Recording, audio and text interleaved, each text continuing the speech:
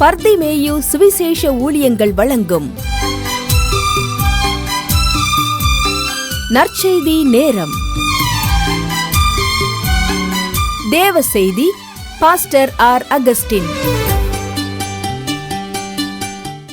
இந்த நாளில் உங்களோடு ஒரு காரியத்தை நான் பேசப் போகிறேன்.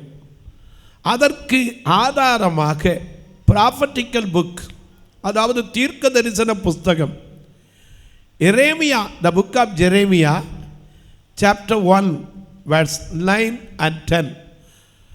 எரேமியா தீர்க்கதரிசியின் புஸ்தகம் 1ஆம் அதிகாரத்திலே 9வது 10வது வசனத்தை நீங்கள் எல்லாரும் தொலைக்காட்சியில் பார்க்கிறவங்களுக்கு நான் எப்போதும் சொல்லுவதுண்டு.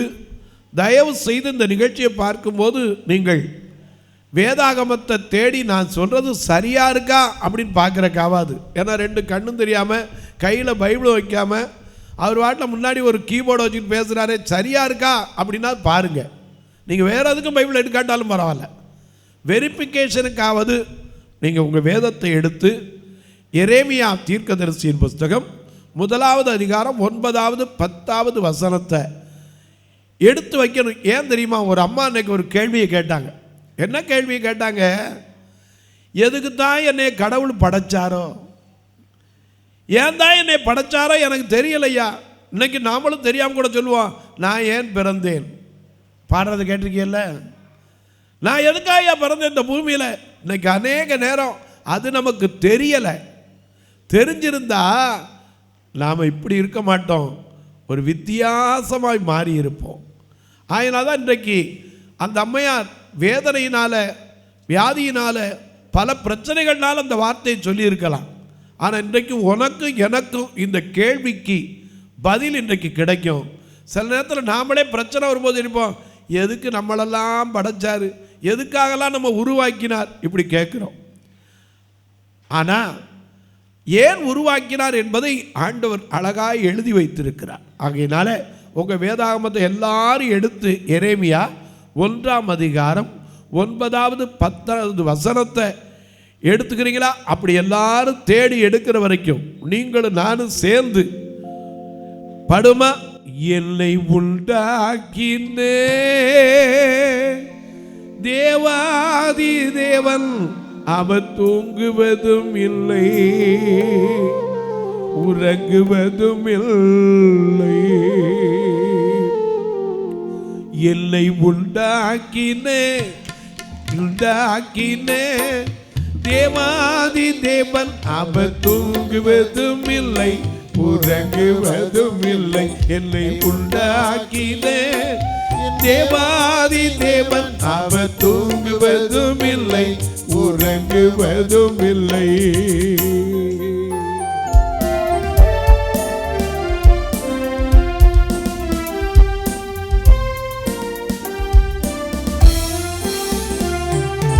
என்னில் அவர் கண்ணை வைத்து ஆலோசனை சொல்லுவார், சத்தியத்தின் பாதையில் நடத்துவார்.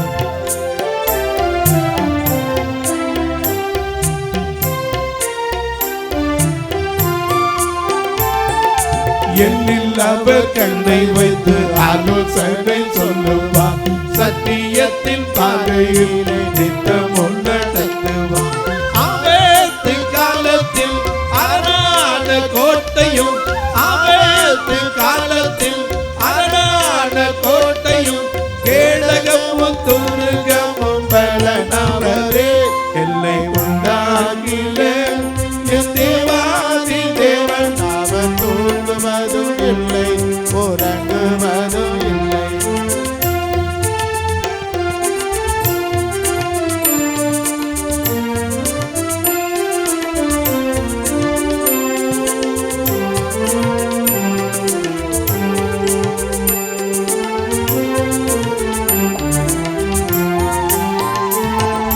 ஆவியான தேவனுக்கு ரூபம் ஒன்றும் இல்லையே, ரூபம் ஒன்றும் இல்லையே, ரூபம் ஒன்றும் இல்லையே.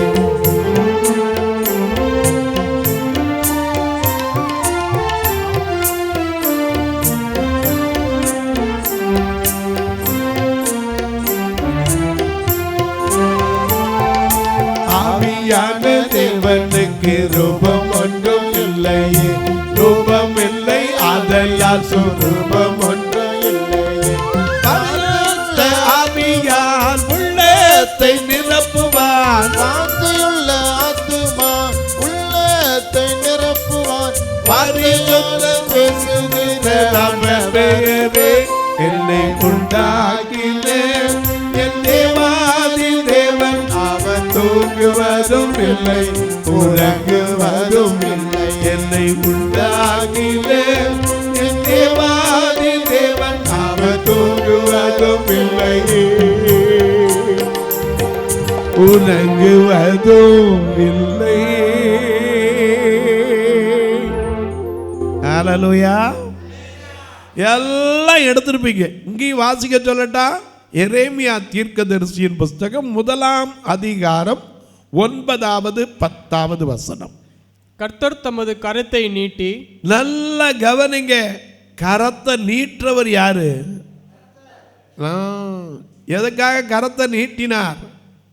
தொட்டு எனக்கு சித்தம் உண்டு, நீ சுத்தமாகு. ஹல்லேலூயா. எனக்கு அன்பாலே கர்த்தர் தம்முடைய கரத்தை நீட்டி என் வாயை தொட்டு, நல்ல கவனிங்க, இந்த நார வாயை தொடுறதுக்கு என்ன பாக்கியம் பண்ணியிருக்கணும்? இது என்னென்னலாம் பேசுது? மற்றவனை குறித்து புறம் பேசுது, குறை சொல்லுது, என்ன கொடுத்தாலும் தின்னு விட்டு நன்றியெல்லாம் போயிடுது. ஆனால் இந்த நார வாயை தொட்டு அவருடைய கரத்தை நீட்டி என் வாயை தொட்டு இதோ இதோ என் வார்த்தைகளை உன் வாயிலே வைக்கிறேன். அது மட்டுமில்ல, வார்த்தையை வைக்கிறதோட விடல, பார், பிடுங்கவும் இடிக்கவும் அழிக்கவும் கவிழ்க்கவும் கட்டவும் நாட்டவும் உன்னை நான் இன்றைய தினம் ஜாதிகளின் மேலும் ராஜ்யங்களின் மேலும் ஏற்படுத்தினேன் என்று. ஆண்டவர் எதுக்காக நம்மளை ஏற்படுத்தினார்னு தெரியலையா? இத்தனை வேலை இருக்குங்க. என்னென்ன வேலை? திரும்ப வாசிங்க, எண்ணுங்க பாப்போம், எத்தனை காரியம் அங்க சொல்லியிருக்காரு. கர்த்தர் தம்முடைய கரத்தை நீட்டி என் வாயை தொட்டு இதோ என் வார்த்தை. முதலாவது உன் வாயில அவருடைய வார்த்தைகளை வைக்கணும். ஒண்ணு. அடுத்தாப்புல பார், பிடுங்க. எதை பிடுங்குறோம்? இன்னைக்கு ஒருத்தர் பிடுங்கிறோம். அவன் இருக்கிறத எப்படியா விடப்படாதியா? ஹலோ, ஆண்டவர் அதுக்கு வைக்கலைங்க, சொல்றேன். பார், பிடுங்கவும் இடிக்கவும். எதை இடிக்க? ஒருத்தர் இடிச்சுக்கிட்டு போய் இடம் இல்லைங்கிறோமே, அதான் இடிக்கவும் அழிக்கிறோம். எதை அழிக்கிறோம்? இன்னைக்கு உலகத்தில் எங்க பார்த்தாலும் தொலைக்காட்சியில் கற்பழிப்புன்னு கேட்கிறோம். அழிக்கவும் கவிழ்க்கிறோம். எதை கவிழ்க்கிறோம்? எப்படியாவது ஒரு குடும்பத்தை கவிழ்த்திடணும். கவிழ்க்கவும் கட்டவும் நாட்டவும் உன்னை நான் இன்றைய தினம் ஜாதிகளின் மேலும் ராஜ்யங்களின் மேலும் ஏற்படுத்தினேன் என்று கர்த்தர் என்னுடனே சொன்னார். எத்தனை பெரிய பாக்கியம்! உனக்கு எவ்வளவு பெரிய வேலையை வச்சிருக்காரு. அதை விட்டுவிட்டு என்னை ஏன் தான் உண்டாக்கினாருன்னா என்னங்க நியாயம்? நானும் ஒரு காலத்தில் இப்படித்தான் யோசிச்சேன். 2 கண்ணு போயிடுச்சு. எதுக்கு உண்டாக்கியிருக்காரு? ஒவ்வொருத்தரையும் ஆண்டவர் ஒரு நோக்கம் இல்லாமல் ஏற்படுத்துகிறவர் இல்லை. பொதுவாக எல்லாரையும் பார்த்து சொல்றது என்னன்னா, ஏசாயா 43:21 வாசிக்கிறோம். இந்த ஜனத்தை நான் எனக்கென்று ஏற்படுத்தினேன். முதல்ல எல்லாருக்கும் ஒரு பொதுவான அழைப்பு. நான் எதுக்குப்பா உங்களை ஏற்படுத்தினேன்னா, துதிய சொல்றதுக்கு, என் துதிய சொல்றதுக்கு. எனக்கு அன்பானவர்களே, இன்னைக்கு அநேக நேரங்களில் எதற்காக மனிதனை உருவாக்கினார் நமக்கு தெரியாது. ஏதோ எல்லாவற்றையும் படைத்து விட்டு நல்லது நல்லது என்று கண்டவர் ஆளுகிற தன்மை உள்ள ஒரு மனிதனை ஏன் உண்டாக்கினாரு? அது எதுல இருந்து உண்டாக்கினாரு? மண்ணிலிருந்து. ஆதியாகமம் 2:8 ஆதியாகமம் 2:8 என்ன சொல்லுது? மனுஷனை பூமியின் மண்ணினாலே என்ன செய்தார்? உருவாக்கினார். இந்த மண்ணை எடுத்து உருவாக்கி இந்த மண்ணுக்கு ஒரு துணையை கொடுத்து ஆசீர்வதித்தார. எதுக்குங்க ஏற்படுத்தினாரே? உன்னை என்னை எதுக்காக ஏற்படுத்தியிருக்காருங்கிறத நம்ம என்னைக்காவது உட்கார்ந்து யோசிச்சிருக்கோமா? ஒரு சின்ன பிரச்சனை வந்தால் சொல்கிறேன், எனக்கே இந்த வாழ்க்கையை கொடுத்தார். அவரை கேள்வி கேட்கறதுக்கு நம்ம யாரு? ஏன்னா அவர் தம்முடைய செயல்கள் எல்லாவற்றையும் குறித்து காரணம் நம்மகிட்ட சொல்ல மாட்டார். நான் சொல்லலை. யோபு 33:13 வாசிக்கிறோம். அவர் தம்முடைய செயல்கள் எல்லாவற்றையும் குறித்து அவர் தம்முடைய செயல்கள் எல்லாவற்றையும் குறித்து காரணம் சொல்லவில்லை என்று நீர் அவரோடு ஏன் வழக்காடுகிறீர்? நம்ம வழக்காட முடியவும் செய்யாது. எதுக்காக ஏற்படுத்தினாருங்கிறது நமக்கு முதல்ல விளங்கினா தானே. யோபுவை எதுக்கு உருவாக்கி அவ்வளோ ஆசீர்வதிச்சு அத்தனை பாடுகளுக்குள்ள படுத்தினார்? இன்னைக்கு உட்கார்ந்து நீயும் நானும் யோபுவை போல விசுவாசத்தை படிக்கிறது தான். அல்லேலூயா. ஏன்னா அவனுக்கு என்ன இருந்துச்சு? அவ்வளோ பாடுகளை அனுமதித்தான். எல்லாவற்றையும் இழந்து கையில் புண்ணு ஓட்டெடுத்து சுரண்டிட்டு உட்கார்ந்துருந்தானே, அப்படி இருந்ததற்கு பலன் என்ன? எவ்வளோ பெரிய பிரச்சனை வந்தாலும் அவருக்கு அழிவு வராது. எப்படின்னு கேட்பீங்க? எசேக்கியேல் தீர்க்கதரிசியின் புஸ்தகம் 14ஆம் அதிகாரம் 13ஆம் வசனத்திலிருந்து பாருங்க. ஒரு தேசம் கர்த்தருக்கு விரோதமாய் துரோகம் பண்ணிக்கொண்டே இருந்து பாவம் செய்தால் நான் அதற்கு எசேக்கியேல் 14:13 வாசிக்க. மனுபுத்திரனே, ஒரு தேசம் எனக்கு ஆண்டவரே சொன்னார், எனக்கு விரோதமாய் துரோகம் பண்ணிக்கொண்டே இருந்து பாவம் செய்தால் நான் அதற்கு விரோதமாக என் கையை நீட்டி அதில் அப்பம் என்னும் ஆதரவு கோலை முறித்து அதில் பஞ்சத்தை அனுப்பி மனுஷரையும் மிருகங்களையும் அதன் இராதபடி நாசம் பண்ணுவேன். அப்பொழுது நோவா தானியேல். ஏன்னா அந்த நோவா யாரு? எபிரேயர் 11:7 விசுவாசத்தினாலே தற்காலத்திலே காணாத ஒன்றை குறித்து தேவ எச்சரிப்பை பெற்று பய பக்தி உள்ளவனாகி தன் குடும்பத்தை ரட்சிப்பதற்காக என்ன பண்ணவன்? பேழையை உண்டு பண்ணினவன். இங்கே எழுதுறார், அப்பொழுது நோவா தானியேல் எது? யாரு? ராஜாவா? சிங்க கவியில போய் ராத்திரி முழுக்க கிடந்தாலும் தரிய போய் கேட்கிறான், தானியேலே, ஜீவனுள்ள தேவனுடைய தாசனே, நீ இடைவிடாமல் ஆராதிக்கிற உன் தேவன் தப்புவிக்க வல்லவராய் இருந்தாரான்னா ஆமான்னு சொல்றதுக்கு என்ன வந்தாலும் ஜெபம் பண்ணுகிற ஒரு ஜெப வீரன். அல்லேலூயா. அதனால இங்க சொல்றார், ஒன்னு நோவா, ரெண்டாவது தானியேல், யோபு. ஏன்னா அந்த யோபு இங்க உட்கார்ந்து எழுதி வச்சிருக்காரு. எதுக்கு? அத்தனை பாடுகள்லையும் அவர் எங்கேயாவது குறை சொன்னானா? ஒரு இடத்துல கூட. அவர் என்ன சொன்னாரு? யோபு 1:20 வாசிக்கிறோம். யோபு 1ஆம் அதிகாரம் 20ஆம் வசனத்தை பாருங்க. மிக அழகா எழுதி வச்சிருக்காரு. என்ன எழுதியிருக்காரு வாசிங்க. அப்பொழுது யோபு எழுந்திருந்து தன் சால்வையை கிழித்து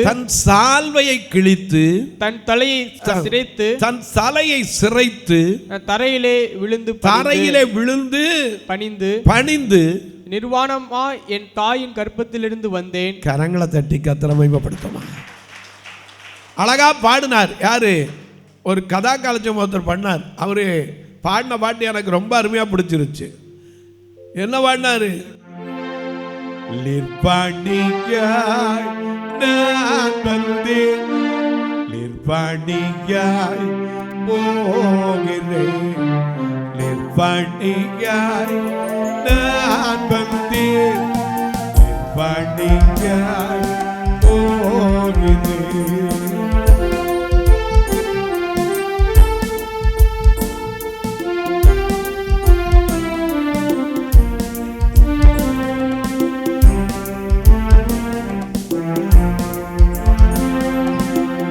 பணியாய் நான் வந்தேன், நிர்வாணியாய் போகிறேன். நிர்வாணியாய் நான் வந்தேன், நிர்வாணியாய் போகிறேன். எனக்கு அன்பானுடைய நிர்வாணியாய் வந்தேன், நிர்வாணியாய் போகிறேன். அது மட்டும் சொல்லிட்டு நிப்பாட்டல. என்ன சொல்றாரு? கர்த்தர் கொடுத்தார். வாசிங்க. கர்த்தர் கொடுத்தார், கர்த்தர் எடுத்தார், கர்த்தர் எடுத்தார், கர்த்தருடைய நாமத்திற்கு ஸ்தோத்திரம் என்றார். அதனால தாங்க அந்த யோபுவை எசேக்கியேல் கூட தன்னுடைய தீர்க்க தரிசனத்தில் எழுதினார். நீ இந்த அதிகாரத்தை தொடர்ந்து வாசிங்கன்னா, ஒருவேளை இதுக்கும் கட்டுப்படலைன்னா அடுத்தாப்புல கொள்ளை நோய், அடுத்தால வாசிங்க, கொள்ளை நோய் வருமா? 2 எசேக்கியேல் தீர்க்கதரிசியில் எழுதி வச்சிருக்காரு. ஒருவேளை பஞ்சத்தை அனுப்பி அப்பம் என்னும் ஆதரவு கோலை குறித்து அதில் மிருகங்கள் எல்லாம் நாசம் பண்ணுவேன். யோவா, தானியேல், யோபு இந்த 3 புருஷர்கள் அது நடுவில் இருந்தா அவர்களுக்கு ரட்சிப்பு உண்டு, அவர்களுக்கு பாதுகாப்பு உண்டு. இன்னைக்கு உனக்கு எனக்கும் ஆண்டவர் கொடுத்திருக்கிற பாதுகாப்பு என்ன தெரியுமா? சங்கீதத்தில் வாசிக்கிறோம், தீங்கு எந்த தீங்கையும் காணாதிருப்பாய், அவர் உன் ஆத்ம என்ன செய்வார்? எல்லா தீங்கிற்கும் சங்கீதம் 121:7 வாசிக்கிறோம், அவர் எல்லா தீங்குக்கும் விலக்கி காப்பார், அவர் உன் ஆத்மாவை காப்பார். உன்னை காக்கும்படிக்கு அவர் கைவிட்டுட்டு போல. சீசர்களுக்கு அப்படித்தான் சொன்னார், உலகத்தின் முடிவு பரியந்த சகல நாட்களில் உங்களோடு கூடவே இருக்கிறேன் தான் சொன்னார். ஏன்னா நம்ம அதை பாட்டா பாடுறோம்ல, எத்தனை தரத்தில் பாடுறோம்? நான் உன்னை விட்டு விலகுவதில்லை, நான் உன்னை என்று கைவிடுவதில்லை, நான் உன்னை விட்டு விலகுவதில்லை, நான் உன்னை என்று கைவிடுவதில்லை. நான் உன்னை காண்கிற தேவன், நான் உன்னை காண்கிற தேவன், கண்ணின் மணி போல் உன்னை காப்பேன், கண்ணின் மணி போல் உன்னை காப்பேன், உன்னை விட்டு விலகுவதில்லை, நான் உன்னை என்றும் கைவிடுவதில்லை.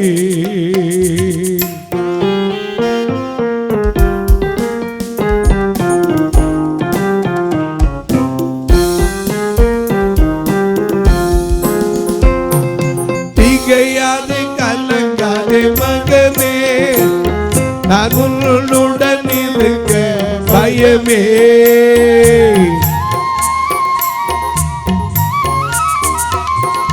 திகையாதே கலங்காதே மகளே, நான் உன்னுடன் இருக்க பயமே.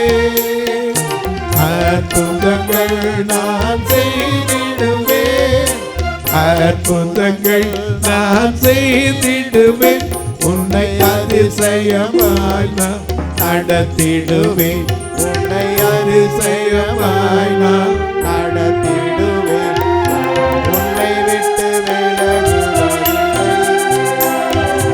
உன்னை என்றும் கைவிடுவதில்லை.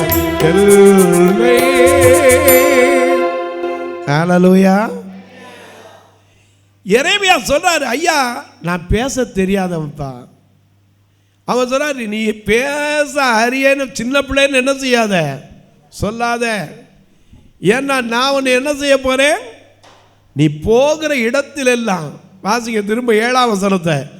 ஆனாலும் கர்த்தர், ஆனாலும் கர்த்தர், நான் சிறு பிள்ளை என்று நீ சொல்லாதே, சிறு பிள்ளை என்று நீ சொல்லாதே, நான் உன்னை அனுப்புகிற எல்லாரிடத்திலும் நான் உன்னை அனுப்புகிற எல்லா இடத்திலும் நீ போய் நான் உனக்கு கட்டளை இடுகிறவர்களை எல்லாம் நீ பேசுவாயாக, நான் உனக்கு கட்டளை இடுகிற எல்லாவற்றையும் நீ பேசுவாயாக.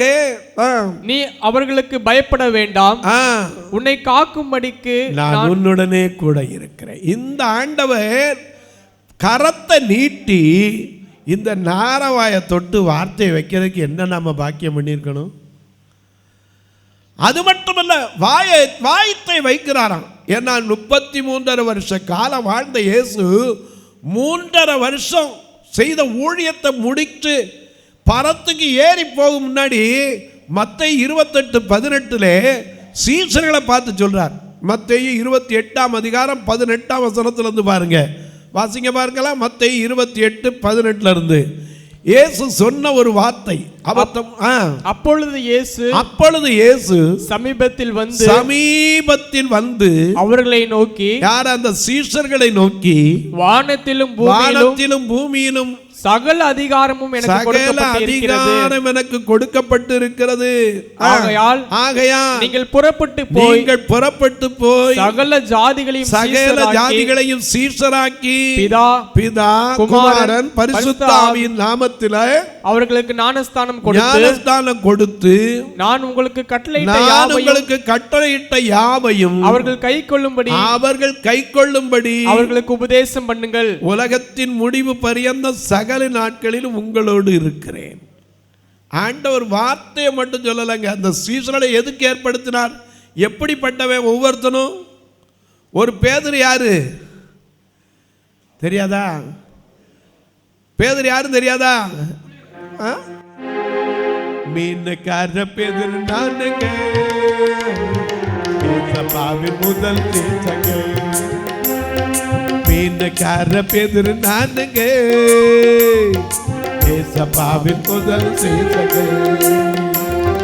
பால மீன் நானுங்க, அஞ்சர மீன் நானுங்க, பால மீன் நானுங்க, அஞ்சர மீன் நானுங்க. ராஜா திரும்புகின்ற புறா மீன் நானுங்க, மத்தி மீன் நானுங்க, சுத்த மீன் நானுங்க. ராஜா திரும்புகின்ற சுத்த மீன் நானுங்க. மீனுக்காக பேதுரு நானுங்க, சபாவின் முதல் தேசங்க.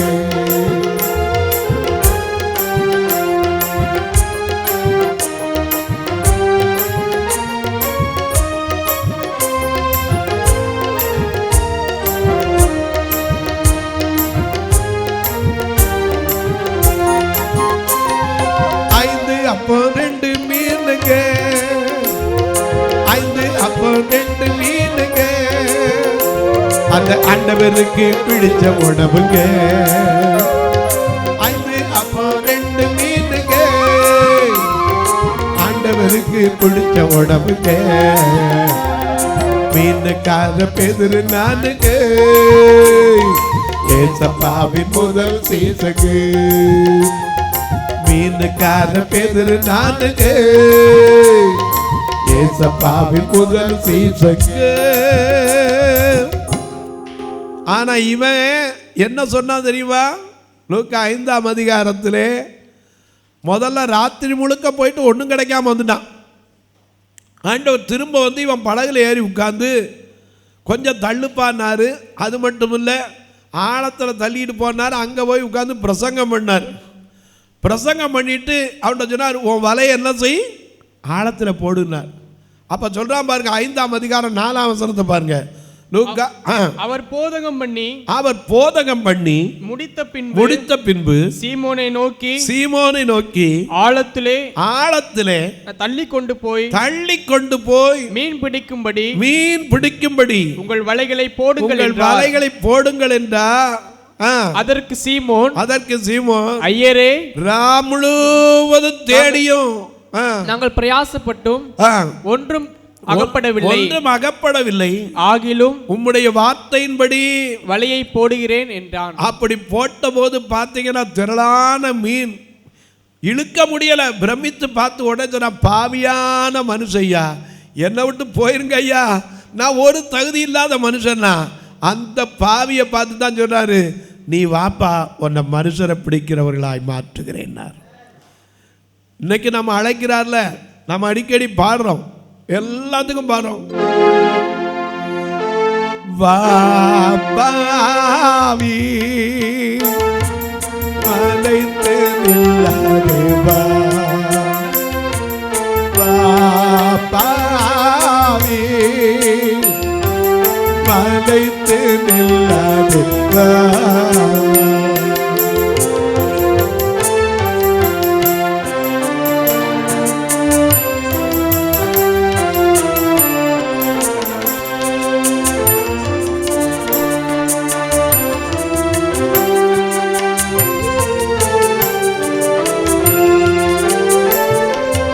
என்னிடத்தில் ஒரு நன்மையும் இல்லை என்று எண்ணி திகையாதே. என்னிடத்தில் ஒரு நன்மையும் இல்லை என்று எண்ணி திகையாதே. உன்னிடத்தில் ஒன்றும் இல்லை அறிவேனே, உள்ளபடி வாவே. உன்னிடத்தில் ஒன்றும் இல்லை அறிவேனே, உள்ளபடி வாவே. வா பாவி மலைக்கு நில்லாதே வா.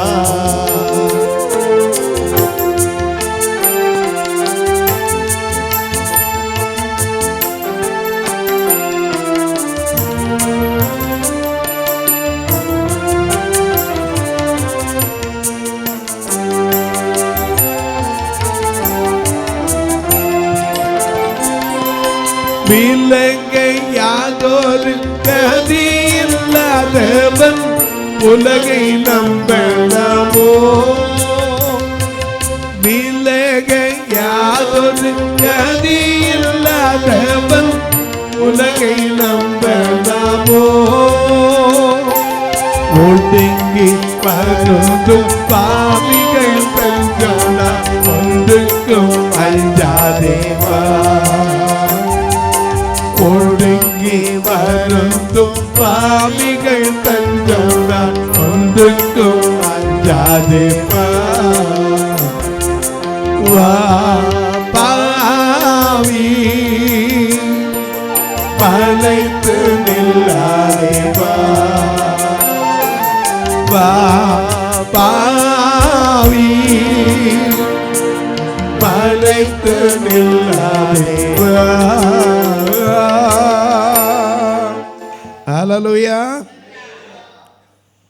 பிரமித்து நாம் பாவியான மனுஷன் சொன்ன பேதுருவைத்தான் மத்தேயு 16:16 வரை வாசிக்கிறோம். மத்தேயு எழுதின சுவிசேஷம் 16ஆம் அதிகாரம் 16ஆம் வசனத்திலிருந்து பாருங்க. சீமோன் பேதுரு பிரதியுத்தரமாக நீர் ஜீவனுள்ள தேவனுடைய குமாரனாகிய. அவர் கேட்கிறாரு, எப்பா எல்லாரும் என்ன என்ன சொல்றாங்க? ஜனங்களும் சிலர் எலியாங்கிறான், ஒரு யோவான் ஸ்நானங்கிறான். சரி, அவங்க என்னத்தையும் சொல்லி போட்டு நீங்கள் என்ன சொல்லுகிறீர்கள்? அப்ப அவர் சொல்றாரு, நீர் ஜீவனுள்ள தேவனுடைய குமாரனாகிய கிறிஸ்து என்றான். இயேசு அவர்களை நோக்கி யோனாவின் குமாரனாகிய சீமோனே. சீமோன் என்றார் நாணல், அப்பப்ப ஆடுறவன் அசைறவன். இவனை பார்த்து சொல்றாரு, யோனாவின் குமாரனான சீமோனே, நீ பாக்கியவான். மாம்சமும் ரத்தமும் இதை உனக்கு வெளிப்படுத்தாமல் பரலோகத்தில் இருக்கிற என் பிதா இதை உனக்கு வெளிப்படுத்தினார். மேலும் நான் உங்களுக்கு சொல்லுகிறேன், நீ பேதுருவாய் இருக்கிறாய். இந்த கல்லின் மேல் என் சபையை கட்டுவேன், பாதாளத்தின் வாசல்கள் அதை மேற்கொள்வதில்லை. பரலோகத்தின் அது மட்டுமல்ல, பரலோகத்தின் திறவுகோலை நான் உனக்கு தருகிறேன். பூலோகத்திலே நீ கட்டுகிறது எதுவோ, பூலோகத்துல எதெல்லாம் நீ கட்டுறையோ அது பரலோகத்திலும் கட்டப்பட்டிருக்கும். பூலோகத்திலே நீ கட்டவிழ்ப்பது எதுவோ, எது கட்டவிழ்க்கிறியோ அது பரலோகத்திலும் கட்டவிழ்க்கப்பட்டிருக்கும். இத்தனை அதிகாரத்தை கொடுத்த பேதுரு யாரு? வெறும் மீன் பிடிக்கிற ஒன்றும் தெரியாதவன், பாவின்னு தன்னை சொன்னவன். இன்னைக்கு உனக்கு எனக்கும் ஆண்டவர் எதுக்கு உருவாக்குனார்னு விளங்கிருமா? எதுக்கு நம்மளை உண்டாக்குனாரு? இன்னைக்கு நீ செல்போன் வச்சிருக்க, இதை ஒருத்தன் கண்டுபிடிக்க கர்த்தர் உண்டாக்கியிருக்காரு. அப்படி அவன் உண்டாக்கலைன்னா நீ கையில் போனை வச்சுக்கிட்டு ப்ரொஃபைல் தெரியுமா அல்லது வாய்ஸ் நோட்டு தெரியுமா, என்னென்னத்தையோ பேசுகிறவன். ஹலோ, ஆண்டவர் ஒருத்தனையும் சும்மா உண்டாக்கலைங்க. ஒவ்வொருத்தருக்கும் ஒரு திட்டத்தை வைத்திருக்கிறார். அதனால தான் ஃபாதர் பாடினார். என்ன பாடினார்? மைனர்ல, திட்டங்கள் தருபவரும் நீதானையா, செயல்படுத்தி மகிழ்பவரும் நீதானையா, எஜமானனே எஜமானனே எஜமான் நீர் இருக்க கொடுக்க வேலைக்காரன் ஏன் கவலை கொள்க ஊழியம் நானே கலங்கணும் அழைத்தவர் நீங்க நடத்தி செல்வீங்க கொள்க ஊழியம் நான் ஏன் கலங்கணும் அழைத்தவர் நீங்க நடத்தி செல்வீங்க. திட்டத்தை தர்றவர் அவர்ல நம்ம யாரு கேட்கறதுக்கு? நம்ம யாருக்கு அவரை கேட்கறதுக்கு? இதே போல மார்க் 1 அதிகாரம் 19 வசனத்தை வாசிக்க பார்க்கலாம். மார்க் எழுதின சுவிசேஷம் 1 அதிகாரம் 19 வசனம். அவர்கள் அவ்விடம் விட்டு சற்று அப்புறம் போன போது செபதேயுவின் குமாரன் யாக்கோபும் செபதேயுவின் குமாரனாய யாக்கோபும் அவன் சகோதரன் யோவானும் படவிலே வலைகளை பழுது பார்த்து கொண்டிருக்கிற போது உடனே அவர்களையும் அழைத்தார். அப்பொழுது அவர்கள் தங்கள் தகப்பனாகிய செபதேயு இடத்துல கூலி ஆட்களோடு படவிலை விட்டு அவருக்கு பின் சென்றாங்க. இவங்க யாரு? மீன் வலைய பழுது பார்க்கிறவன். ஆனா இவனுடைய தாய் போய் இவங்களுக்கு என்ன கேட்டா தெரியுமா? மத்தேயு 20:20 பார்க்கிறோம். செபதேயுவின் தாய் அவர் குமாரர் இருவரையும் கூட்டிக் கொண்டு வந்து மத்தேயு 20:20. அப்பொழுது செபதேயுவின் குமாரனாகிய தாய் தன் குமாரனோடு கூட அவரிடத்தில் வந்து அவரை பணிந்து கொண்டு உம்மிடத்தில் ஒரு விண்ணப்பம் பண்ண வேண்டும் என்றார். அவர் அவளை நோக்கி உனக்கு என்ன வேண்டும் என்றார் என்று கேட்டார். அதற்கு அவள் உம்முடைய ராஜ்யத்திலே என் குமாரனாகிய இரண்டு பேரில் ஒருவன் உமது வலது பக்கத்திலும் ஒருவன் இடது பரிசத்திலும் உட்கார்ந்து இருக்கும்படி அருள் செய்ய. எத்தனை பெரிய பாக்கியம்! மீன் பிடிக்கும் போது இது அவனுக்கு தெரிஞ்சிருக்குமா? இன்னைக்கு சொன்ன ஒன்னை கொண்டு கத்தர் எதை செய்ய போறான்னு தெரியாது. நம்மளை ஏன் படைச்சார்னு ஒரு நாள் சொல்லிடாதீங்க. தொலைக்காட்சியில் பார்க்கிறவங்கள உங்களுக்கு சேர்த்தான் சொல்கிறேன். நான் இதே திருநெல்வேலி மாவட்டத்தில் 1967 அப்போல்லாம் நீங்கள் பிறந்திருக்கீங்களா ரொம்ப தெரியாது. பிறந்தவங்களும் கேட்பீங்க, பிறக்காதவங்களும் கேட்பீங்க. 1967 ஜூன் மாதம் 15 இந்த திருநெல்வேலி மாவட்டத்துக்கு வந்தேன். அப்படி வரும்போது சொந்தம் பந்தம் எல்லாம் உதறி தள்ளிட்டு தான் போச்சு. எனக்கே அடுத்து என்ன செய்வோன்னு தெரியாமல் தான் வந்தேன். ஆனால் என்னை கொண்டு கர்த்தர் செய்வதற்கு 2 கண்ணை முடுங்கி சொந்தத்தை பிரித்து எல்லாத்தையும் விட்டு பிரித்தாரே, அதற்கு ஒரு நோக்கம் இல்லாமல் போச்சா? உண்டுங்க, நோக்கம் இல்லாமல் எதையும் செய்கிறதில்ல. ஆனால் நமக்குள்ள எதுக்குன்னு தெரியாமல் நம்ம சாதாரணமாக மனித வாழ்க்கையில் எல்லாத்துக்கும் கிடைக்காத வரப்பிரசாதம் அந்த மனிதனுக்கு கொடுத்திருக்கிறார். ஏன்னா மற்ற எல்லாத்துக்கும் கண் இருக்கு, கால் இருக்கு, கை இருக்கு, வயிறு இருக்கு, வாய் இருக்கு. ஆனால் உனக்கு எனக்கும் 6th சென்ஸ், 6ஆம் அறிவு, இப்போ 7ஆம் அறிவுன்னு சொல்ல ஆரம்பிச்சுட்டான். இந்த 6ஆம் அறிவை பேசுகிற வல்லமையை நமக்கு கொடுத்துருக்கார், புரிந்து கொள்ளுகிற தன்மையை கொடுத்துருக்கார். நமக்கு தாங்க, மனுஷனுக்கு தாங்க அழகுன்னா என்னன்னு தெரியும், அர்த்தம்னா என்னன்னு தெரியும், கோபம்னா என்னன்னு தெரியும். மற்றதுக்கெல்லாம் கோபம் தெரியும், ஆனால் கோபத்துக்கு என்னன்னு தெரியாது, இப்போ சொல்ல தெரியாது. அதனால தான் நம்மளை பார்த்து சொன்னார். அன்னைக்கு மனுஷனை கூட்டு ஆதியாகமம் 1 அதிகாரம் 27 வசனத்தை வாசிக்க கேட்போம். ஆதியாகமம் 1 அதிகாரம் 27 வசனம். தேவன் தம்முடைய சாயலாக மனுஷனை சிருஷ்டித்தார். அவனை தேவ சாயலாகவே சிருஷ்டித்தார். ஆணும் பெண்ணுமாக சிருஷ்டித்தார். பின்பு தேவன் அவர்களை நோக்கி நீங்கள் பழுகி பெருகி பூமியை நிரப்பி அதை கீழ்ப்படுத்தி சமுத்திரத்தின் மச்சங்களையும் ஆகாயத்து பறவைகளையும் பூமியின் மேல் நடமாடுகிற சகல ஜீவ ஜந்துக்களையும் ஆண்டு கொள்ளுங்கள் என்று சொல்லி தேவன் அவர்களை ஆசீர்வதித்தார். சும்மா ஆசீர்வதிக்கலங்க, சும்மா ஒரு மனுஷன் அவரு தம்முடைய சாயல்ல படைக்கல. அதனாலதான் நாம ஒரு மனுஷன் மரிச்சா கூட என்ன செய்யறோம்? பாடுறோம். என்ன பாடுறோம்? தேவனே நான் உமதண்டையோ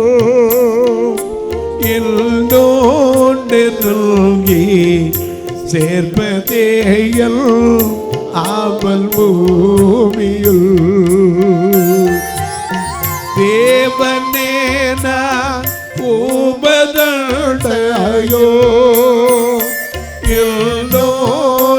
நோக்கி சேர்வதேயோ ஆவல் பூமியில் நோக்கி சேர்வதேயோ ஆவல் பூமியில்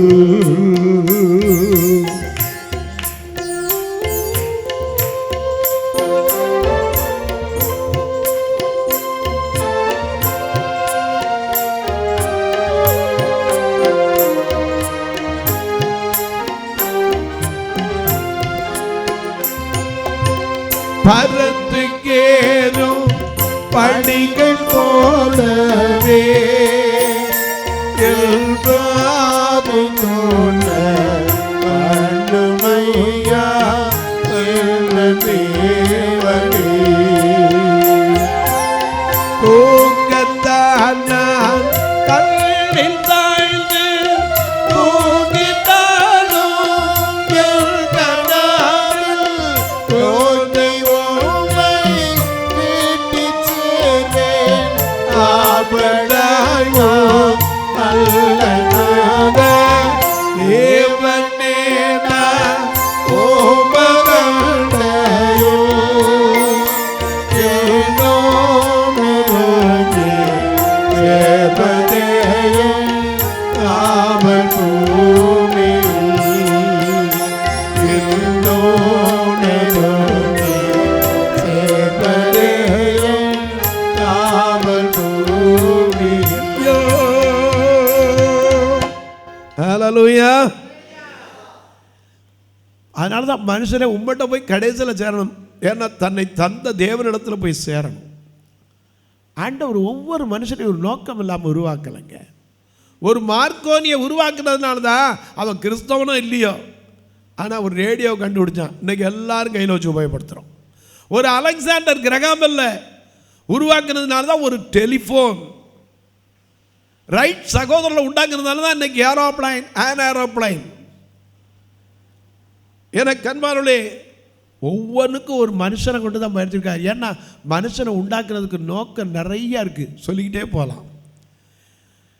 இந்த வேதத்தில் இருக்கிறவங்களே பாருங்க, நோவா, யோபு, தானியேல், இந்த 3 பேரை அந்த எசேக்கியேல் 14ஆம் அதிகாரத்தில் 13லேருந்து வாசிச்சு பார்த்தீங்கன்னா மறுபடி சொல்றார். அவங்க பிள்ளைகளுக்கு கூட அந்த பாக்கியம் கிடைக்காதான்.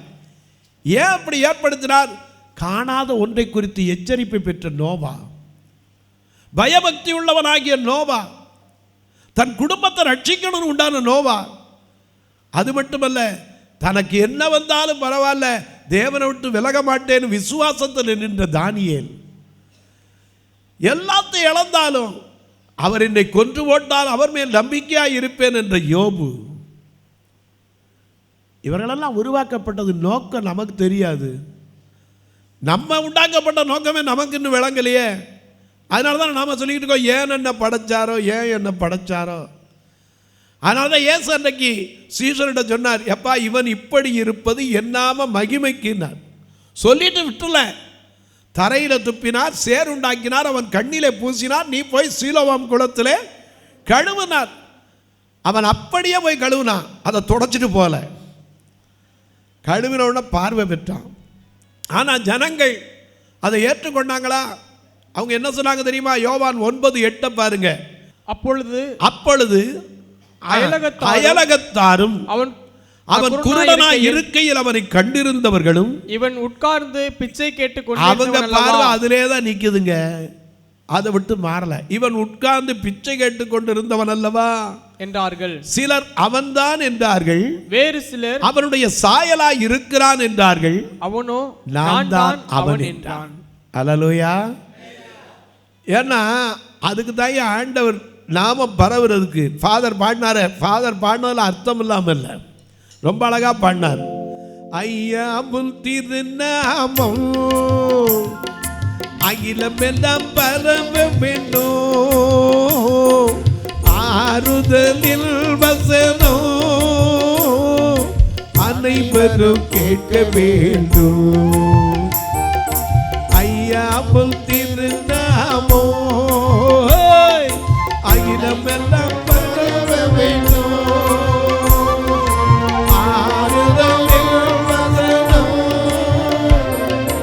அனைவரும் கேட்க வேண்டும். அழியாமல் திருநாமோ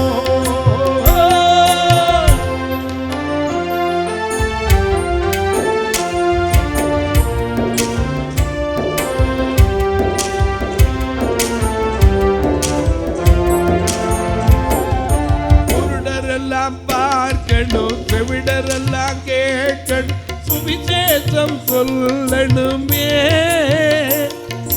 சுவிசேஷம் சொல்லணுமே, ஐயா சுவிசேஷம் சொல்லணுமே, ஐயாமுல் திருநாமோ அகிலமெல்லாம் பரவ வேணும். ஆறுதலில் வசனம் அனைவரும் கேட்க வேண்டும். ஐயாமுல் திருநாமோ கரங்களை தட்டி கத்திரமை படுத்தோம். இன்னைக்கு எந்த பிரசங்கி யாராவது கண்ணுதிரான பிரசங்கிக்காம இருக்க முடியுதா? எங்க போனாலும் சரி, குருடர் செவிடர் முடவர் எல்லோரையும் இயேசு குணமாக்கினார். அதை சொல்லாமல் இருக்கவே முடியாது. அதுக்கு தாங்க கண்ணு தெரியாமல் காது கேட்காம கால் நடக்க முடியாதெல்லாம் உண்டாக்கி இருக்காரு. நாம் அதை விட்டுட்டு என்ன ஏன் படைச்சாரு? ஒரு நாள் ஆண்டவர்கிட்ட கேட்காது, ஏன்னா உன்னை ஏன் படைச்சாருங்கிறதுக்கு அநேக காரணங்களை நான் சொல்லிக்கிட்டே போகலாம். ஆனால் இங்கே வச்சிருக்க சில காரணங்களை உங்களுக்கு சொல்ல விரும்புகிறேன். திரும்ப வாங்க அடிப்படை வசனத்துக்கு. எரேமியா தீர்க்கதரிசியின் புஸ்தகம் 1ஆம் அதிகாரம் 9வது வசனத்திலிருந்து. கர்த்தர் தமது கரத்தை நீட்டி ஆ என் வாயை தொட்டு இதோ என் வார்த்தைகளை உன் வாயிலே வைக்கிறேன். நம்மளை அவருடைய வார்த்தையை சொல்றதுக்கு தெரிந்து கொண்ட பாத்திரமாய் மாற்றினார். அல்லேலூயா. ஏன்னா சகுல் ஒரு கொடிய மனுஷன். ஆனா அவன் ஒரு நாள் பவுலான போது அவன் வாயிலிருந்து வருது என்ன வருது? பிலிப்பியருக்கு எழுதின நிருபம் 3ஆம் அதிகாரம் 5ஆம் வசனத்திலிருந்து வாசிங்க பார்க்கலாம். பிலிப்பியர் 3ஆம் அதிகாரம் 5ஆம் வசனத்திலிருந்து மிக அழகா நமக்கு எழுதி கொடுத்திருக்கிறார்.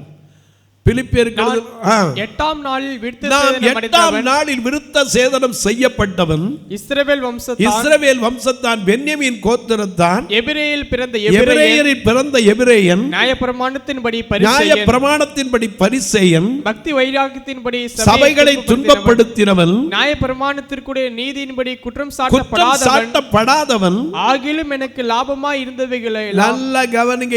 ஒரு காலத்துல கொண்டு வந்து கொடுறேன்னு இப்ப சொல்ற எனக்கு லாபமாய் இருந்தவைகள் எவைகளோ அவைகளை கிறிஸ்துவுக்காக நஷ்டம் என்று எண்ணுகிறேன். அது மாத்திரமல்ல என் கர்த்தராகிய கிறிஸ்து இயேசுவின் மேன்மையை அறிகிற அறிவுக்காக எல்லாவற்றையும் நஷ்டம் என்று எண்ணிக்கொண்டிருக்கிறேன். நான் கிறிஸ்துவை ஆதாயப்படுத்திக் கொள்ளும்படிக்கும் நியாயப்பிரமாணத்தினால் வருகிற சுயநீதியை உடையவனாயிராமல் கிறிஸ்துவை பற்றும் விசுவாசத்தினால் வருகிறதும் விசுவாசம் மூலமாய் தேவனால் உண்டாயிருக்கிறதுமான நீதியை உடையவனாய் இருக்கிற. அதை வச்சுதானே ஃபாதர் ஒரு பாட்டு எழுதினாரு. நீதியை விரும்புகிறேன், அக்கிரமம் வெறுக்கின்றேன்.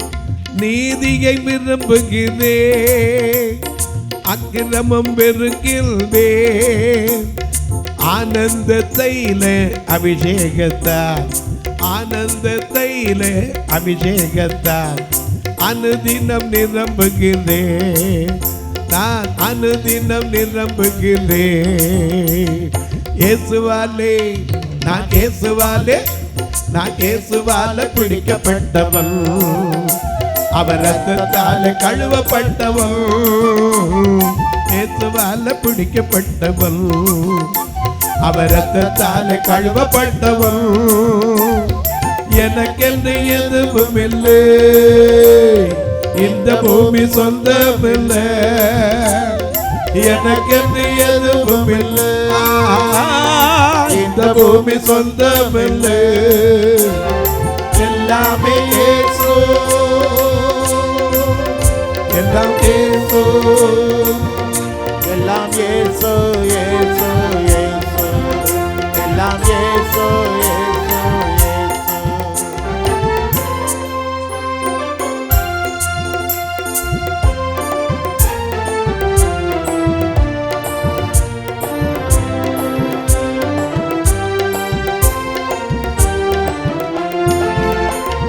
லாபமான ஐயா, லாபமான அனைத்தையுமே நஷ்டம் என்று கருதுகிறேன். லாபமான அனைத்தையுமே நஷ்டம் என்று கருதுகிறேன். இயேசுவை அறிகின்ற தாகத்தினார், இயேசுவை அறிகின்ற தாகத்தினார் எல்லாமே இழந்து விட்டேன், நான் எல்லாமே இழந்து விட்டேன். அல்லேலூயா, அல்லேலூயா அல்லேலூயா அல்லேலூயா அல்லேலூயா, அல்லேலூயா அல்லேலூயா அல்லேலூயா, அல்லேலூயா. இவன் சொன்னான், நான் எதற்காக பிடிக்கப்பட்டேனோ அதை ஆசையாய் தொடரும்படி எனக்கு இருந்த எல்லா மேன்மையை விட்டுட்டேன் பார்க்குறான். ஆனால் ஒரு காலத்தில் எப்படி இருந்தவன், ஒரு மனுஷன் சொல்கிறான், அப்போஸ்தலர் நடவடிக்கைகள் 9ஆம் அதிகாரத்தில் 13ஆம் வசனத்தில் அநேக பரிசுத்தவான்களை துன்பப்படுத்துகிறவன் ஆண்டவர் இப்போ போப்பா, அவன் படப்போகிற பாடு எவ்வளவு அவனுக்கும் காண்பிப்ப உனக்கும் சொல்லுவேன்னார். அவனுக்கு காண்பித்த போது அவன் கேட்குறான், ஆண்டவரே நான் என்ன செய்ய சித்தமாக இருக்கிறேன், நீ எழுந்து காலூன்றி நில்லுப்பா, நீ கண்டவைகள் கேட்டவைகள் நான் உனக்கு தரிசனமாகி காண்பிக்க போகிறவைகளை குறித்து நீ சாட்சியாக இருக்கணும், ஊழியக்காரனாக இருக்கணும். அப்போஸ்தலர் 26:15 வாசிக்கிறோம். அதுக்காக உன்னை சுயஜனத்தாரிடத்தில் அந்நிய ஜனத்தாரிடத்தில் பிரித்து கொண்டு வந்தேன். இருளினிடத்தில் இருக்கிற ஜனங்களை ஒளியிடத்துக்கு திருப்புறதுக்கு, சாத்தானுடைய அதிகாரத்தில் இருக்கவங்களை தேவனிடத்தில் திருப்பும் பொருட்டு உன்னை கொண்டு வந்தேன். அவன் சொன்ன, அங்கிரிப்பா ராஜாவே, நான் அந்த பரம தரிசனத்துக்கு 19ஆம் வசனம் 26:19 ஆகையால் அங்கிரிப்பா ராஜாவே, நான் அந்த பரம தரிசனத்திற்கு கீழ்ப்படியாதவனாய் இருக்கவில்லை. இந்த பவுலை உண்டாக்கும் போது, சவுலா இருக்கும்போது நமக்கு தெரியுமா, நாம் தெரியுமா இந்த கொடுமைக்காரெல்லாம் உண்டாகாட்டா என்ன, ஆண்டவருடைய நோக்கம் நமக்கு தெரியாது பிரதர், தெரியாது சிஸ்டர். அப்படி தெரிஞ்சால் நம்ம யாரு உணர்ந்துருவோம். அதனால தான் எனக்கு அன்பாளர் இங்கே எழுதி வச்சிருக்கார், எரேமியா 4 ஆயக்கில் சின்ன பையன் என்னை சொல்லாதுன்னா, அவன் சொன்னா, நீ சிறுபிள்ளைன்னு சொல்லாதப்பா, நான் உன்னை எதுக்கெல்லாம் வச்சிருக்கேன் தெரியுமா, பார் உன்னை பிடுங்கவும் முதலாவது பிடுங்கணும். எதை பிடுங்கணும்? அடுத்த கூட இருக்க போனையா சொல்லுங்க, அடுத்த கூட இருக்க சொத்தையா? நாபோத்து ஏழை, அவன்கிட்ட இருந்த சொத்தை என்ன செஞ்சாரு, ஒரு அகாசிய ராஜா என்ன செய்தார், பிடுங்கினார்ல, சொத்தை பிடுங்குறதுக்கு அவனை கொலையே பண்ணினார். அதையா பிடுங்கணும்னா எதை பிடுங்கணும்? அநேக நேரம் நமக்கு தெரியறதில்ல. ஒரு கதை ஒன்று சொல்கிறேன், நல்ல கவனிங்க, இந்த கதையை நீங்கள் மனசில் வச்சுக்கிட்டே பழகும். ஒரு பெரிய தோட்டக்காரன் தான். அந்த தோட்டக்காரனுக்கு நல்ல செடி தோட்டம் போட்டுதான், காய்கறியெல்லாம் வச்சு. ஒரு 3 நாள் தவிர்க்க முடியாத காரணமாக லீவ் போட்டு போக வேண்டியிருந்துச்சு. அப்போ ஒருத்தரை கூட்டு சொன்னால், ஐயா நான் ஒரு வாரம் என்ன செய்யணும், போயிட்டு வர வேண்டியிருக்கு, நீ என்ன செய்யணும், இந்த செடிகளெல்லாம் என்ன செய்யணும், பார்த்துக்கிறணும். நல்லா பார்த்துக்கிறது மட்டும் இல்லை, தண்ணி பாய்ச்சணும். இந்த செடி என்ன செய்யும், ஒவ்வொரு நாளும் வளர்றதை பார்க்கணும், நல்ல வேர் விடணும்ப்பா, ரொம்ப ஜாக்கிரதையாக பார்த்துக்க, நான் வந்துடுறேன்னார். இவன் சரிங்க நீங்கள் போயிட்டு வாங்கன்னார். முதல் நாள் தண்ணி ஊற்றினார், செடி நல்லா வளர்ந்துச்சு. செடி வளர்ந்துருக்கு, ஆனால் வேர் வந்திருக்கா எப்படி தெரிகிறது? உடனே போய் செடியை பிடுங்கினார். வேர் இருக்கு, திருப்பி ஊண்டிட்டார். இப்படி எல்லா செடியும் பிடுங்கி பிடுங்கி பிடுங்கி என்ன செஞ்சார், வேர் இருக்கான்னு பார்த்தார். அதே மாதிரி அடுத்த நாள் வந்து தண்ணி வாச்சினோன்னா திருப்பி பிடுங்கி வேர் இருக்கா பார்த்தார். இப்படி 4 நாள் பிடுங்கி பிடுங்கி வச்சோன்னா செடி என்ன ஆகி போச்சு. எனக்கு கண்வாரிலே பிடுங்க வேண்டியவைகள் பிடுங்கப்படணுங்க. நாம் அதனால தான் அந்த காலத்தில் பாடினோம் -கேள்ல, உன் பாதம் பணிந்தேன் என்னாலும் துதியேன், உம்மை அன்பு யாரை பாடுவே, ஏசையா உந்தன் அன்பு உள்ள பொங்குதே, ஏசையா உந்தன் அன்பு உள்ள பொங்குதே.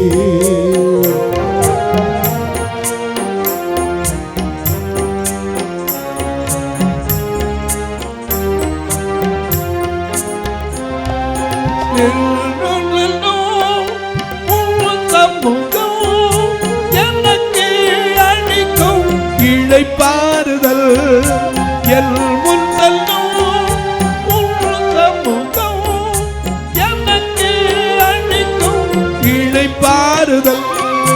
கிளை நறுக்கி களை பிடுங்கி, கிளை நறுக்கி களை பிடுங்கி, கர்த்தரை காத்தென்னை சுத்தம் செய்து, கிளை நறுக்கி களை பிடுங்கி, கர்த்தரை காத்தென்னை சுத்தம் செய்து, உன் பாதம் பணிந்தேன் என்னாலும் உம்மை அன்றி யாரை பாடுவேன், ஏசையா உந்தன் அன்பு உள்ளம் பொங்குதே, ஏசையா உந்தன் அன்பு உள்ளம் பொங்குதே.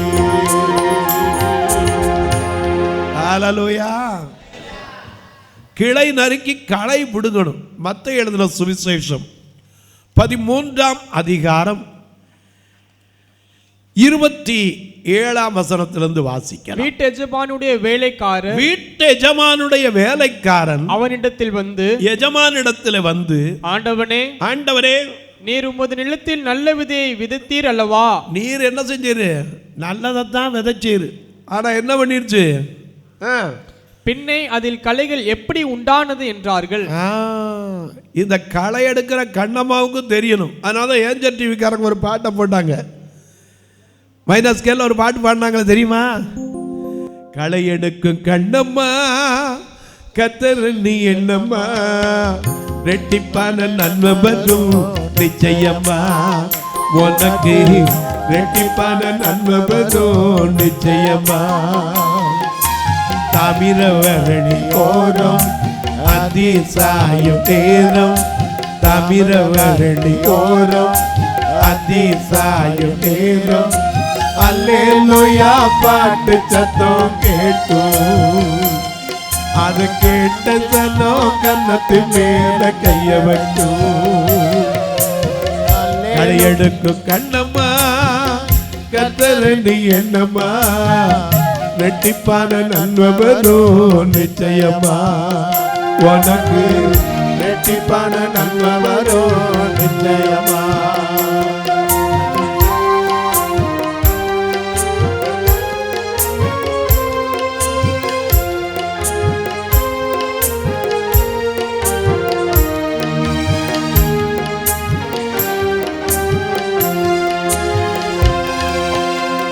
சாதிசனம் வெறுத்தாலும் நதியத்து போனாலும், சாதிசனம் வெறுத்தாலும் நதியத்து போனாலும், தசமாரி திரிஞ்சாலும் விழுந்ததெல்லாம் விழுத்தாலும்,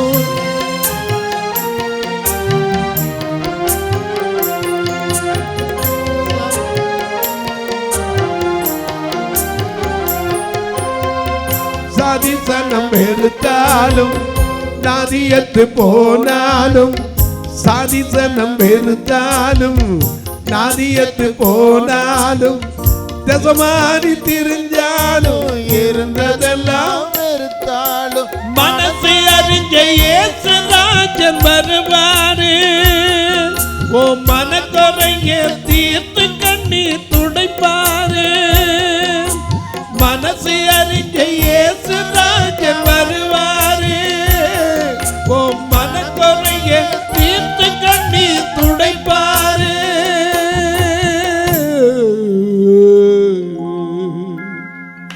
களை எடுக்கும் கண்ணம்மா கத்தரணி என்னம்மா ரெட்டிப்பான நன்மவதோ நிச்சயமா உனக்கு ரெட்டிப்பான நன்மவதோ நிச்சயமா. கரங்களை தட்டி கத்தரை மகிமைப்படுத்துமா. இங்க ஒரு வருஷம் கேட்கிறான் தன் வீட்டு எஜமான்ட்ட, ஐயா முதலாளி என்ன நீர் நல்லது தானே விதைச்சிங்க? வாசிங்க. வீட்டு எஜமானுடைய வேலைக்காரர் அவரிடத்தில் வந்து, ஆண்டவனே ஆண்டவனே, நீர் உமது நிலத்தில் நல்ல விதையை விதைத்தீர் அல்லவா? நல்ல விதையை விதைத்தீர் அல்லவா? பின்னே அதில் களைகள் எப்படி உண்டானது? அதுல களைகள் எப்படி உண்டானது என்றான். அதற்கு அவன், சத்துரு அதை செய்தான் என்றான். சத்துரு வந்து களைய விதைச்சுட்டான். அப்பொழுது வேலைக்காரர் நாங்கள் போய் அவைகளை பிடுங்கி போட உமக்கு சித்தமா என்று கேட்டார்கள். களை வந்துருச்சா உடனே நாங்க புடுங்கட்டுமான்னாங்க. அதுக்கு என்ன சொன்னாரு? அதற்கு அவன், வேண்டாம் வேண்டாம், களைகளை பிடுங்கும் போது நீ களைகளை புடுங்குறேன்னு நல்லதையும் புடுங்கி விடுவேன். அல்லேலூயா. நீங்கள் கோதுமையோட கூட வேரோட பிடுங்காதபடிக்கு இரண்டையும் அறுப்பு மட்டும் விடுங்கப்பா. வருவார் கர்த்தர், அவர் வந்து என்ன செய்வார்?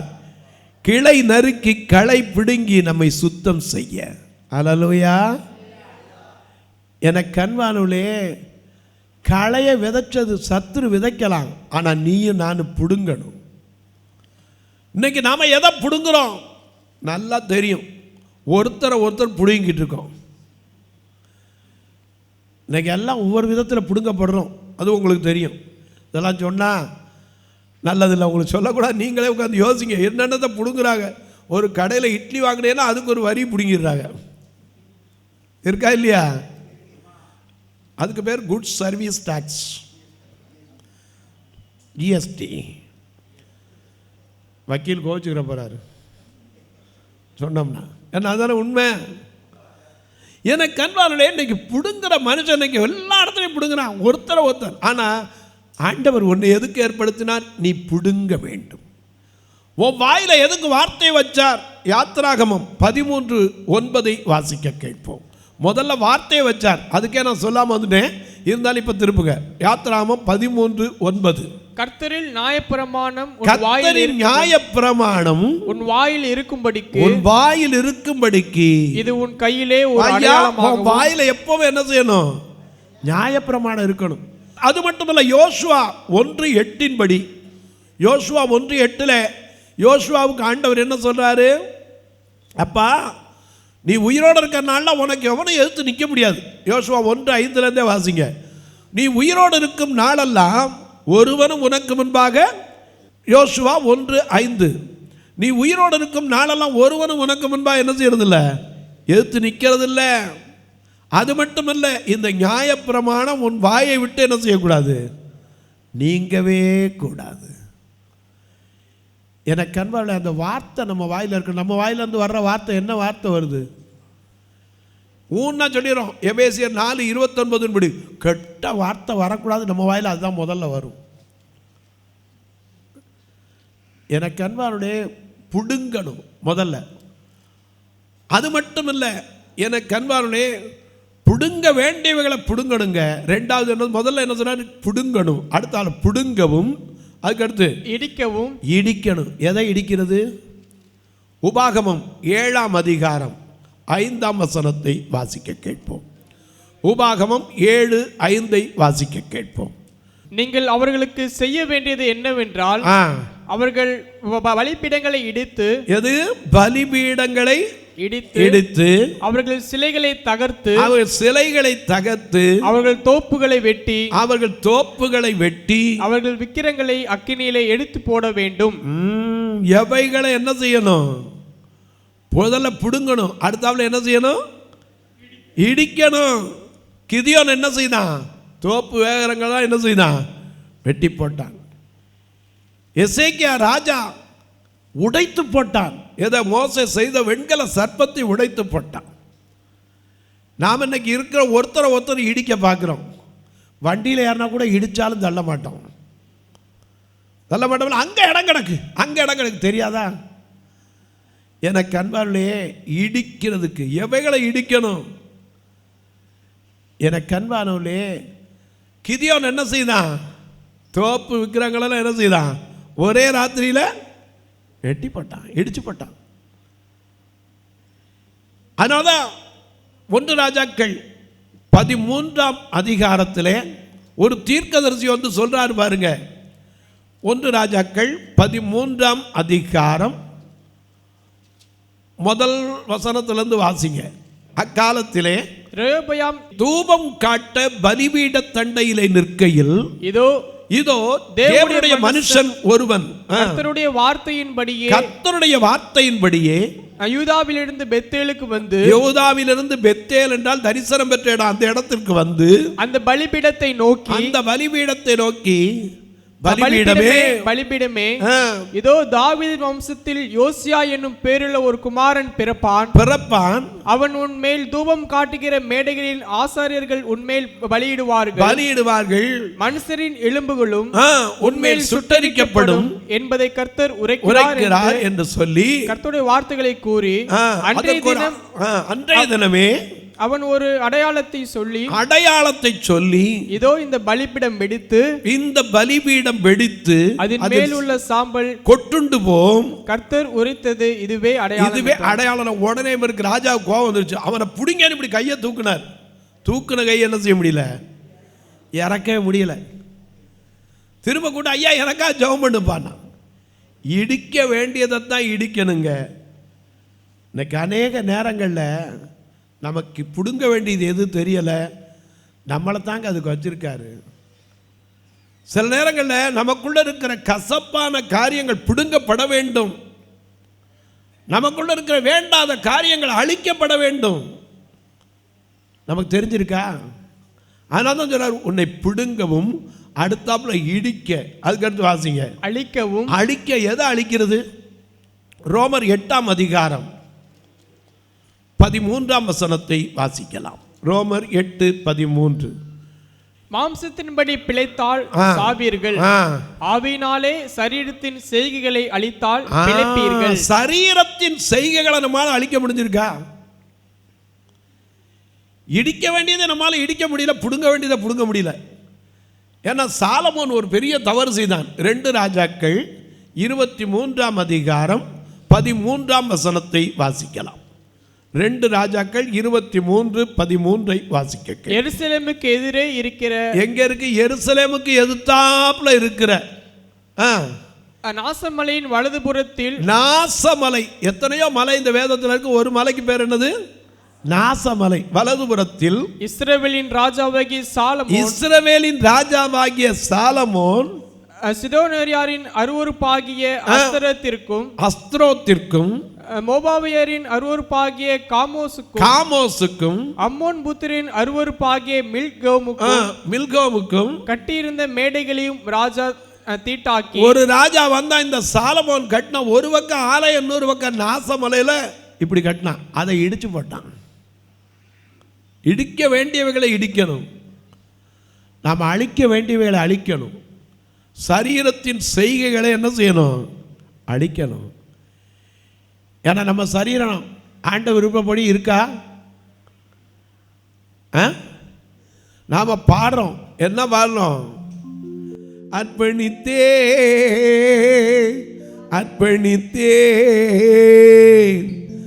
ஆவி ஆத்ம சரீரத்தை அர்ப்பணித்தே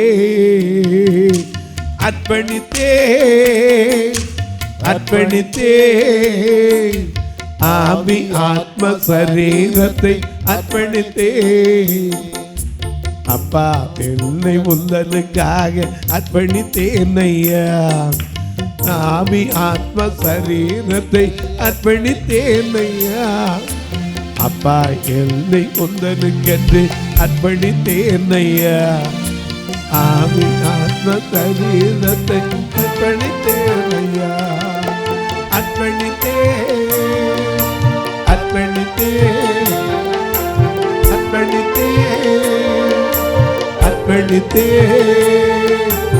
ஆவி ஆத்ம சரீரத்தை அர்ப்பணித்தே. ஆவி ஆத்ம சரீரத்தை அர்ப்பணித்தே. ஐயா, எதை அழிக்கணும்? இன்னைக்கு நமக்குள்ள இருக்க தேவையற்ற காரியங்களை அழிக்கணும். சரீரத்தின் செய்கைகளை அழிக்கணும். இன்னொன்று வெளியரங்கமா 1 யோவான் 3ஆம் அதிகாரம் 8ஆம் வசனம். 1 யோவான் 3ஆம் அதிகாரம் 8ஆம் வசனம். பாவம் செய்கிறவன் பிசாசினால் உண்டாயிருக்கிறான். பாவம் செய்கிறவன் பிசாசினால் உண்டாயிருக்கிறான்.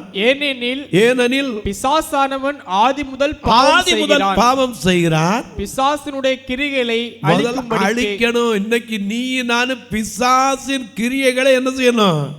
அழிக்கணும். ஆனா மனுஷனால் அழிக்க கூடாது. நாம அதனால தானே பாடுறோம், எல்லாத்துக்கும் பாட்டு வச்சிருக்கோம். சாத்தானின் சதிகளை தகர்த்திடுவோம், இனி இயேசுவுக்காய் வாழ்ந்திடுவோம். சாத்தானின் சதி இனி இயேசுவுக்காய் வாழ்ந்திடுவோம். இந்த பார் முழுதும் அவர் நாமத்தையே, இந்த பார் முழுதும் அவர் நாமத்தையே எல்லா ஊரிலும் எடுத்துரைப்போம். நாம் இயேசு ராஜாவே இதோ வேகம் வராரே, அதிவேகமாய் செய்யப்படுவோம். நாம் இயேசு ராஜாவே இதோ வேகம் வராரே, அதிவேகமாய் செய்யப்படுவோம். இயேசு கிறிஸ்துவே சீடராகுவோம், ஆசத்தில் முன்னடப்போம்.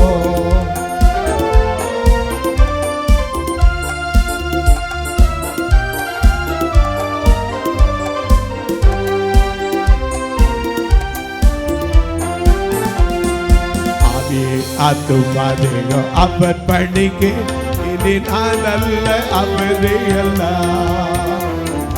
ஆவி ஆத்துமா அவர் பணிக்கு நான் அல்ல அவரே எல்லாம். என முடிவு செய்தோம் அதில் நிலைத்திருப்போம், என முடிவு செய்தோம் அதில் நிலைத்திருப்போம். அவர் நாடில் மகிழ்ந்திடுவோம். நாம் இயேசு ராஜாவே இதோ வேகம் வராரே, அதிவேகமாய் செய்யப்படுவோம். நாம் இயேசு ராஜாவே இதோ வேகம் வராரே, அதிவேகமாய் செய்யப்படுவோம். ஹல்லேலூயா.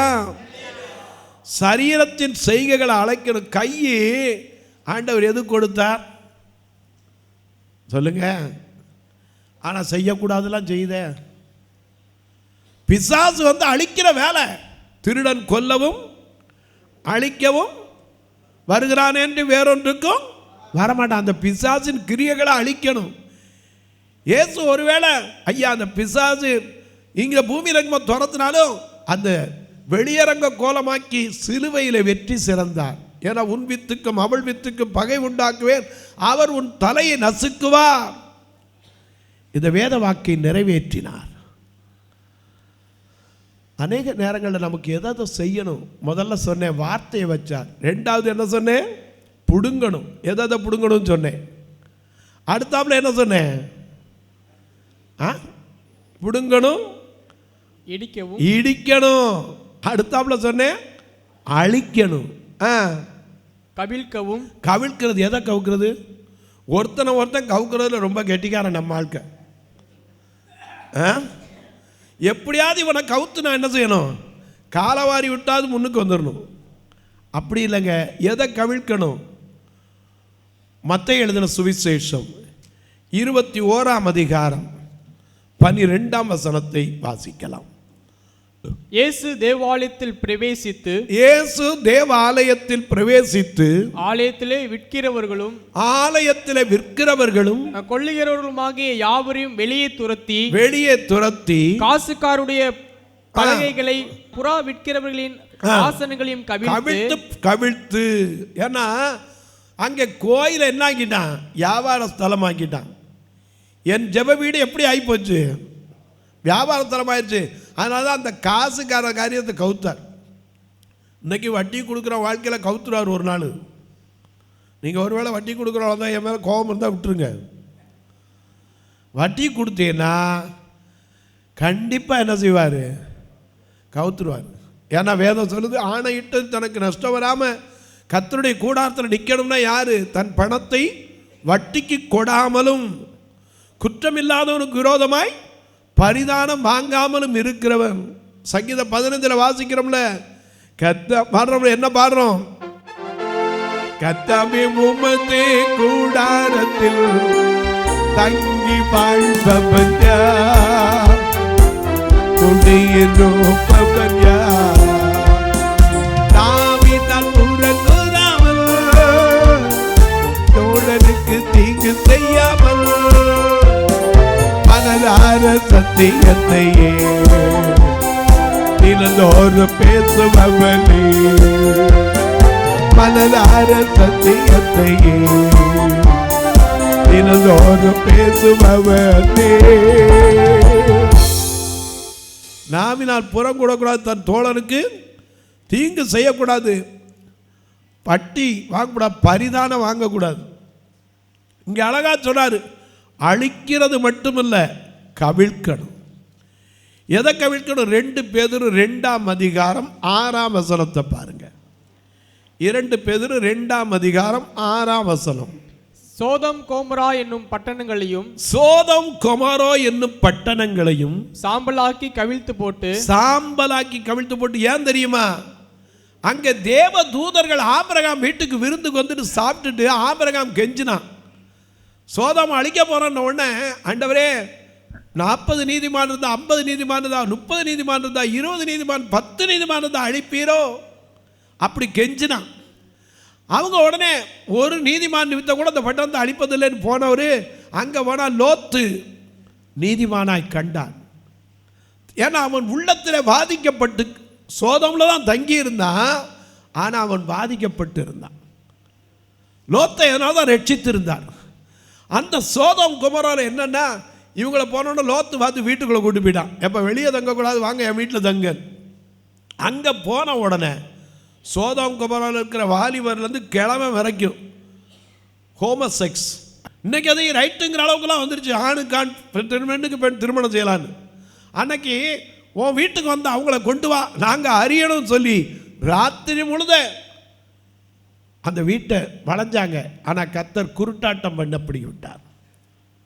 ராத்திரியெல்லாம் கதவு தடவுனா கதவு என்ன செய்யலை, கிடைக்கல. இந்த சோதம் குமரம் கவிழ்த்து போடும்போது கூட லோத்தை என்ன செய்தார்? 19ஆம் அதிகாரம், ஆதியாகமம் 19ஆம் அதிகாரம் 15, 16ஆம் வசனத்தை வாசிக்கலாம். ஆதியாகமம் 19, 15, 16 மிக அழகாண்டவர் எழுதி வைத்திருக்கிறார். கிழக்கு வெளுக்கும் போது அந்த தூதர் லோத்தை நோக்கி பட்டணத்திற்கு வரும் தண்டையில் நீ அழியாதபடிக்கு எழுந்து உன் மனைவியையும் இங்கே இருக்கிற 2 குமாரத்திகளையும் அழைத்து கொண்டு போய் என்று சொல்லி அவனை துரிதப்படுத்தினார்கள். அவன் தாமதித்து கொண்டிருக்கும் போது கர்த்தர் அவன் மேல் வைத்த இரக்கத்தினாலே, கரங்களை தட்டி மகிமைப்படுத்துவோமா, அவன் மேல் வைத்த இரக்கத்தினாலே அந்த புருஷர் அவன் கையையும் அவன் மனைவியின் கையையும் அவன் 2 குமாரத்திகளின் கையையும் பிடித்து அவனை பட்டணத்திற்கு வெளியே கொண்டு போய் விட்டார்கள். ஏன்னா இயேசுவால பிடிக்கப்பட்டவன் பாடுறோம்ல, இந்த உலகத்தில் எனக்கு அன்பானவர்களையும் நம்ம பாடுறோம். பரலோகம், அந்த பரலோகத்துக்கு கொண்டு சேர்க்கணும். இவனை அழிவில் விட்டுறக்கூடாது. ஏன்னா இயேசுனுடைய தாகம் ஒருவனும் கெட்டு போகாமல் நித்திய ஜீவனை, அதைத்தானே வச்சு ஃபாதர் எழுதினாரு. என்ன எழுதினாரு?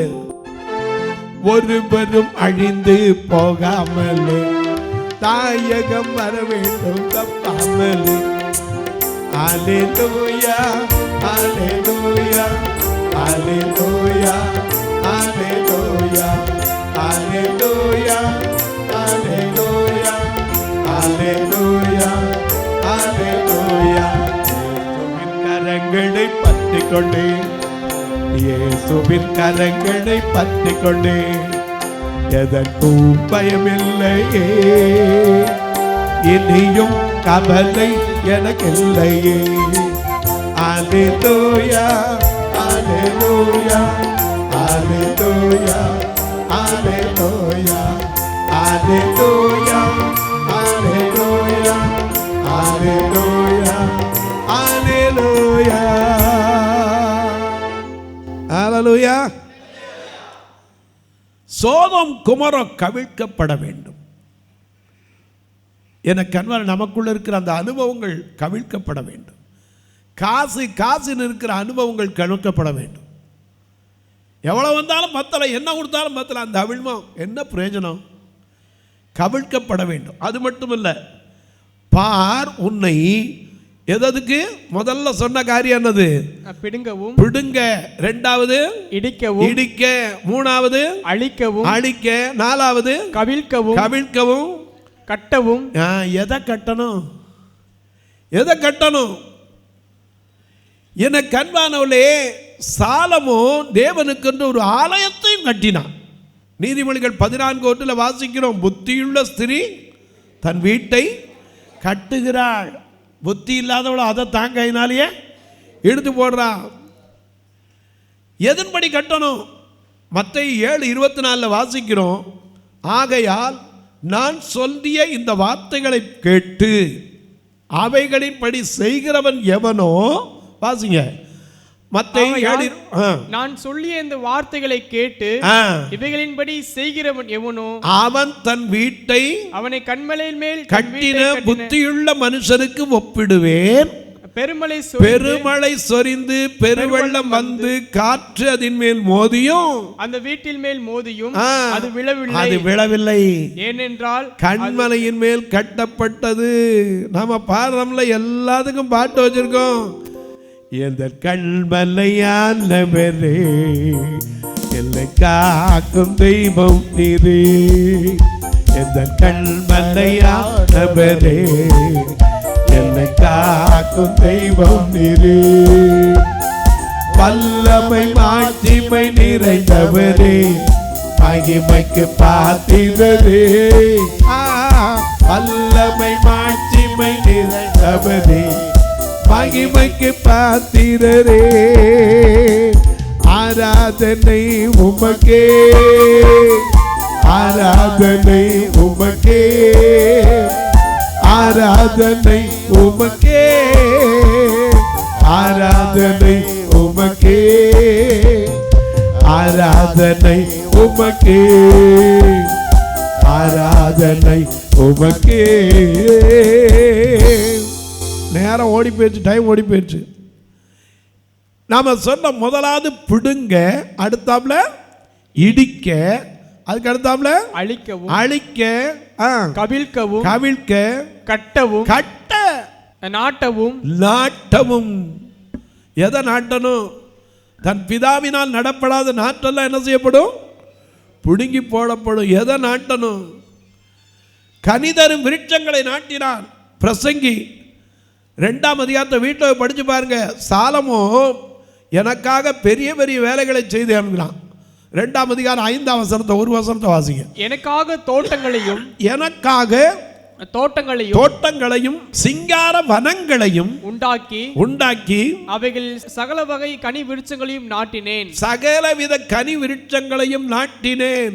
அது மட்டுமல்ல, ஏசாயா 5ஆம் அதிகாரம் 2ஆம் வசனத்தை பாருங்க.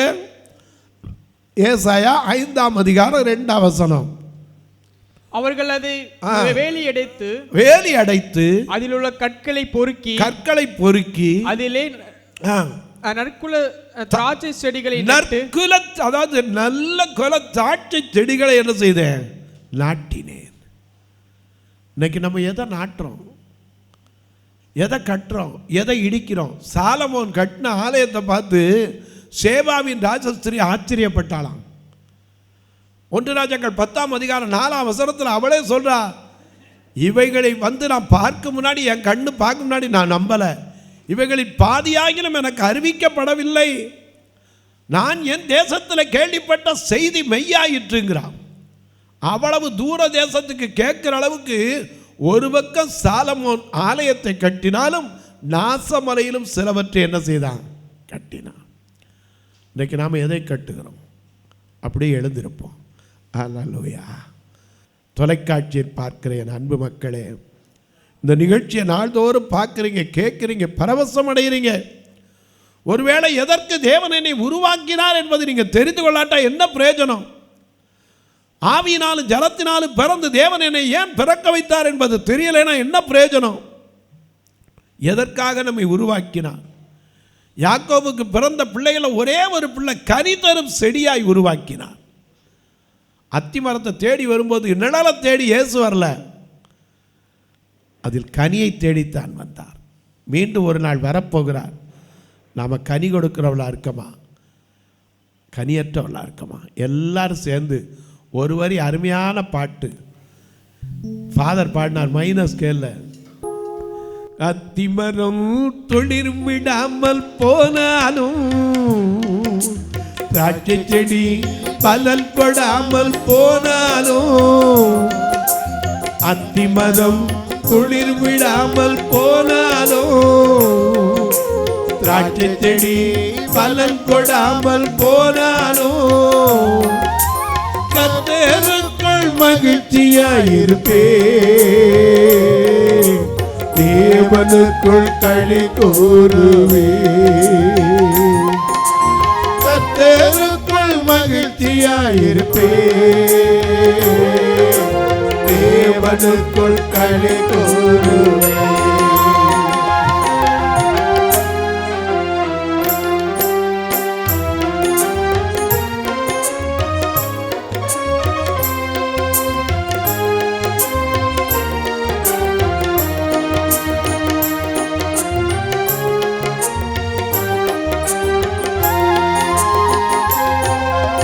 வயல்களிலே தானியமின்றி போனாலும், தொழுவத்திலே மாடுகளின்றி போனாலும், கர்த்தருக்குள் மகிழ்ச்சியாயிருப்பே, தேவனுக்குள் களி கூறுவே. கர்த்தருக்குள் மகிழ்ச்சியாயிருப்பே, தேவனுக்குள் களி கூறுவே. அத்திமரம் துளிர் விடாமல் போனாலும், திராட்சை செடி பலன் கொடாமல் போனாலும், கர்த்தருக்குள் மகிழ்ச்சியாயிருப்பே, தேவனுக்குள் களி கூறுவே. தொலைக்காட்சியில் பார்க்கிற என் அன்பு மக்களே, இந்த நிகழ்ச்சியை நாள்தோறும் பார்க்குறீங்க, பரவசம் அடைகிறீங்க. இதுக்காக ஜெபிக்கிறீங்களா? ஒவ்வொரு நாளும் அந்த நிகழ்ச்சி வருவதற்கு தேவைகள் சந்திக்கப்படணும். எப்போமாவது உங்களுக்கு டைம் கிடைச்சா மாதாந்திர கூட்டங்களுக்கோ அல்லது எங்கள் ஆலயத்துக்கோ வந்து பாருங்க. கர்த்தர் ஏவினா தாங்களா, இல்லாட்டா வேண்டாம். கட்டாயம் யாரையும் கிடையாது. எத்தனையோ காரியங்கள் இன்னும் செய்யப்படாமல் இருக்கிறது. இப்போ கூட பார்த்தீங்கன்னா ஒரு ஐயா சாம் ரவி, அவர் கோயம்புத்தூரை சேர்ந்தவர், 2 வெஸ்டர்ன் டாய்லெட்டை இன்னும் கட்டி கொடுத்துக்கிட்டு இருக்கார். இப்படி ஒவ்வொரு வேலையாக தான் செஞ்சுக்கிட்டு இருக்கிறோம். நீங்களும் வந்து பாருங்கள். இன்னும் ஒரு அறை அந்த திருநெல்வேலியில் கட்டப்படணும். ஏன்னா படுக்கிறதுக்கு இடம் பத்தாமல் நெருக்கத்தில் இருக்கிறனால தான் அநேகரை வைக்க முடியலை. இன்னும் ஒரு அறை கட்டப்படும். அதுக்காக ஜெபிங்க. அது மட்டுமல்ல, எனக்கு அன்பானே, ஒவ்வொரு ஞாயிற்றுக்கிழமையும் இவங்களை வேன் வாடகைக்கு எடுத்து தான் கூப்பிட்டு வரோம். நல்ல சாப்பாடு கொடுத்து அனுப்பணும், வெறுமையாக அனுப்பக்கூடாது. ஏன்னா இயேசுவே சொன்னார் யோவான் நாளில், வழியில் சோர்ந்து போவாங்கன்னார். உங்கள் பிறந்த நாள், திருமண நாள் போன்ற நல்ல நாட்களிலே ஒரு உணவு கொடுக்க, ஒரு உடை கொடுக்க, ஒரு ஊன்றுகோல் கொடுக்க, இவர்களுக்கு ஒரு நன்மையை செய்ய கர்த்தர் ஏவினால் நீங்கள் உதவலாம். எப்படின்னு கேட்பீங்க? இதில் 2 நம்பர் டிஸ்பிளேயில் வந்துக்கிட்டே இருக்கும். அது வழியாக நீங்கள் ஜிபே, ஃபோன்பே உண்டு. ஒருவேளை ஐயா நான் வருமான வரி வைக்கிறவங்க உதவி செஞ்சால் எங்களுக்கு ரிசிப்ட் வேணும்னீங்கன்னா 8438852500 84 388 52 500 இந்த நம்பரில் பார்த்தீங்கன்னா பிரதிமையும் பார்வையற்றோர் சேரிட்டபிள் ட்ரஸ்ட்டுனே இருக்கும். இதன் வழியாக நீங்கள் அனுப்பிட்டு உங்கள் ஃபேன் எண்ணும் ஆதார் எண்ணும் கொடுப்பீர்களானால் அதற்கான காரியத்தை செய்வதற்கு உதவியாக இருக்கும். உங்கள் ஜெபக்காரியம் எது இருந்தாலும் காலை 10லிருந்து 5க்குள்ளே சொல்லலாம். இப்போ உங்களுக்காக ஜெபிக்கட்டுமா? எல்லாரும் ஒருமனப்பட்ட ஆவியோடு ஆண்டவரிடத்தில் சொல்லும். நல்ல பிதாவே, நன்றியோடு துதிக்கிறோம் சுவாமி. எரேமியாவுக்கு மட்டுமல்ல, இது எங்களுக்கும் சொல்லப்பட்ட வார்த்தை தான். இதோ கர்த்தர் தம்முடைய கரத்தை நீட்டி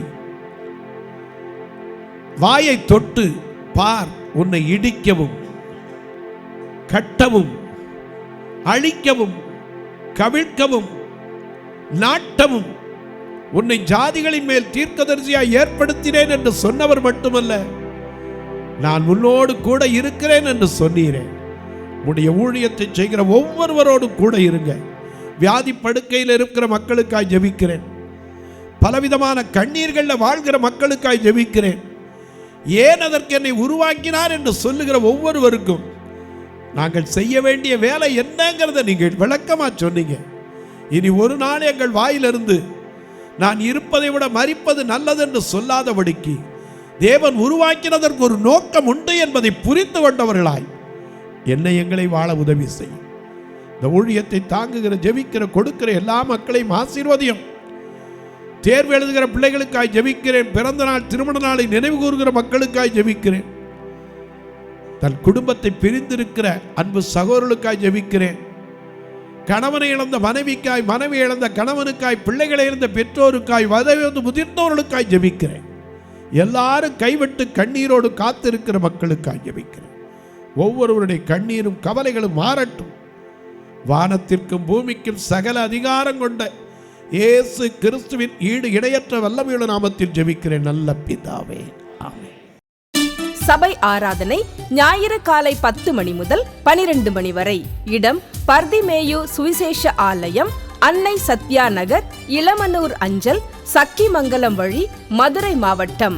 பின்கோட் 625201 மற்றும் பர்திமேயு சுவிசேஷ ஜெப வீடு, plot number 107, Eden garden, Muthur, Tirunelveli. Pin code 627011. சிறப்பு உபவாச கூட்டம் ஒவ்வொரு மாதமும் 2வது சனிக்கிழமை காலை 10 மணி முதல் 1 மணி வரை நாகர்கோவில் YMCA ஹாலில் வைத்து நடைபெறுகிறது. மற்றும் ஒவ்வொரு மாதமும் 4வது சனிக்கிழமை காலை 10 மணி முதல் 1 மணி வரை திருநெல்வேலி புதிய பேருந்து நிலையம் அருகில் உள்ள கிரேஸ் ஹாலில் வைத்து நடைபெறுகிறது. எங்கள் எல்லா ஆராதனைகளிலும் கலந்து கொண்டு தேவனை மகிமைப்படுத்த அன்பாய் அழைக்கிறோம். உங்கள் உதாரத்துவமான காணிக்கைகளினால் இவ்வூழியத்தை தாங்க விரும்பினால் R. Augustine, account number 5021364331, IFSC code IDIB 000B066, Indian bank, BP Kulam, Madurai.